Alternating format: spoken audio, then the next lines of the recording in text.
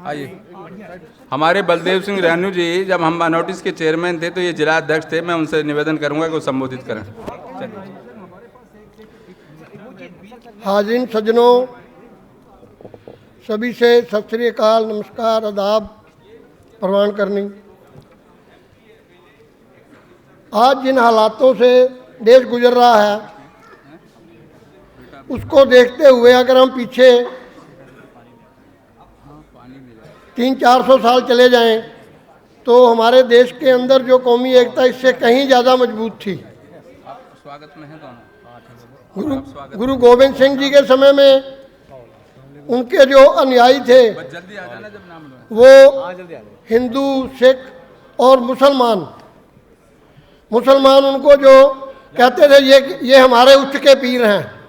गुरु गोविंद सिंह जी को वो उच्च के पीर कहते थे और उनके अनुयायी थे। जो आज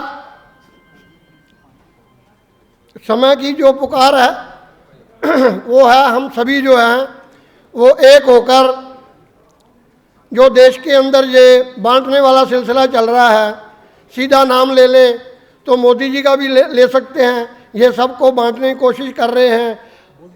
अलग अलग तरीके से वो अपने हथकंडे अपना रहे हैं।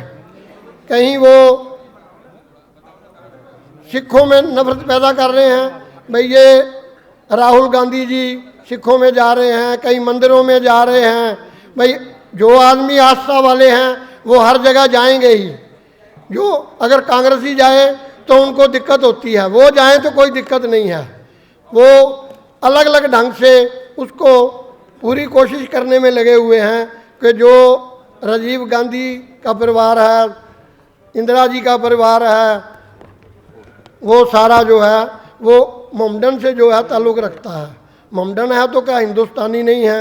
वो भी हमारे जो हैं पुराने पंडित जवाहरलाल नेहरू जी, राजीव गांधी जी, शास्त्री जी, ये सारे हमारे जो हैं वो सभी के साथ मिलजुल कर वो रहते थे। जैसे हमारे मित्र हैं, ये हमारी जो जामा मस्जिद के पास जो मस्जिद है चांदनी चौक वाली, वहाँ के हमारे इमाम जो है वो दोस्त हैं। अभी एकता को बढ़ावा दीजिए। जय हिंद, जय भारत।